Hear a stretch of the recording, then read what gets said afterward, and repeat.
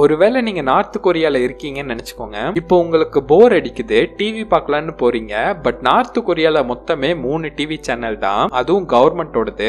Government advertisement மட்டும் தான் ஓடும். சரி போன் யூஸ் பண்றேன்னு போனீங்கன்னா நார்த் கொரியால இன்டர்நெட் கிடையாது. சரி பாட்டாச்சு கேட்கலான்னு நினைச்சீங்கன்னா நார்த் கொரியால அந்த நாட்டு பாட்டு மட்டும் தான் கேட்கணும். வேற லாங்குவேஜ் பாட்டு கேட்கறது சட்டப்படி குற்றம், கொன்றுவாங்க. சரி எதுவும் வேணாம் தூங்குறப்பான்னு நினைச்சீங்கன்னா 1 மணி நேரம் பவர் கட் ஆனாலே உங்களுக்கு காண்டாகும். பட் அங்க எவ்ரி நைட் பவர் கட்டு தான். கொசு பத்தியாச்சும் கொடுங்கன்னு கவர்மெண்ட் கிட்ட கேட்டீங்கன்னா கொசு இருக்கு, பத்தி இல்ல. சரி ஸ்கூலுக்காச்சும் போய் சந்தோஷமா இருக்கலாம்னு கிளம்புனீங்கன்னா நம்ம நாட்டுல ஸ்கூல் ஸ்டூடெண்ட்ஸா லஞ்ச் தான் கொண்டு வர சொல்லுவாங்க. பட் அங்க உங்களுக்கு நீங்களே தான் டெஸ்க் அண்ட் சேரை கொண்டு வந்துக்கணும்.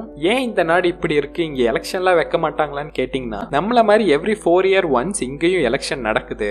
பட் ஓட்டு போடுற மிஷின்ல ஒரு பட்டன் தான் இருக்கும், அது இவருது.